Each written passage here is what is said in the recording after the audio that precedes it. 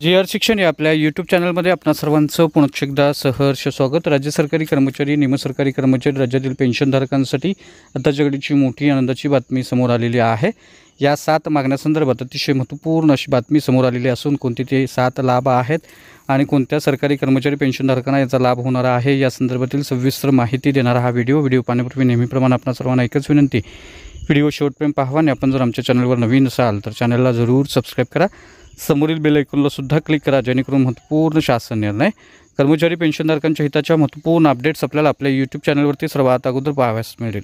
जसे की आपण स्क्रीनवर पाहताय, राज्य सरकारी कर्मचारी, निमसरकारी कर्मचारी, अधिकारी वर्गाच्या राजपत्रित अधिकारी वर्ग जो आहे त्याचबरोबर पेन्शनधारक कुटुंब निवृत्ती वेतनधारकांच्या या महत्त्वपूर्ण अशा मागण्यासंदर्भात महासंघाने अतिशय महत्त्वपूर्ण असं निवेदन माननीय मुख्यमंत्री महोदयांना दिलेला आहे। याच्यामध्ये पहिली महत्त्वपूर्ण बातमी जी आहे, मागणी जी आहे ती केंद्रीय कर्मचाऱ्यांच्या महागाई भत्त्यामध्ये दिनांक 1 जुलै 2024 पासून 3% वाढ होऊन महागाई भत्ता 50% वरून 53% झालेला आहे। तसेच जानेवारी 2025 पासून देखील 3% महागाई भत्ता वाढ प्रस्तावित केलेली आहे केंद्रीय कर्मचाऱ्यांना, परंतु अद्याप ही राज्य सरकारी कर्मचाऱ्यांचा महागाई भत्ता 50% वरून 53% झालेला नाही। या संदर्भात त्वरित निर्णय घ्यावा या संदर्भातलं निवेदन माननीय मुख्यमंत्र्यांना देण्यात आलेला आहे। दुसरी महत्त्वपूर्ण मागणी म्हणजे अर्थात सर्वांना जुनी पेन्शन योजना लागू करावी। अर्थसंकल्पीय अधिवेशनात दिनांक 1 मार्च 2024 रोजी सुधारित केल्याप्रमाणे सुधारित पेन्शन योजना अधिसूचना जी आहे ती महासंघाने सुचवलेल्या बाबींचा समावेश करून प्राधान्याने प्रस्तुत करावी।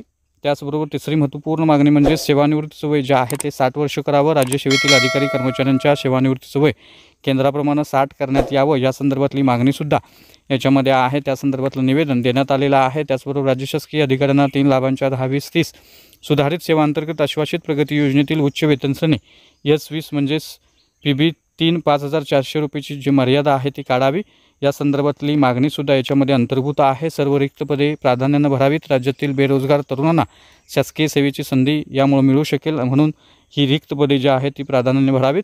त्याचबरोबर महिला अधिकारी कर्मचाऱ्यांना केंद्राप्रमाणे 2 वर्षाची बालसंगोपन रजा मंजूर करण्यात यावी आणि निवृत्तीवेतन अंशराशीकरण पुनर्स्थापना कालावधी 15 वर्षाऐवजी 12 वर्षे करण्यात यावा।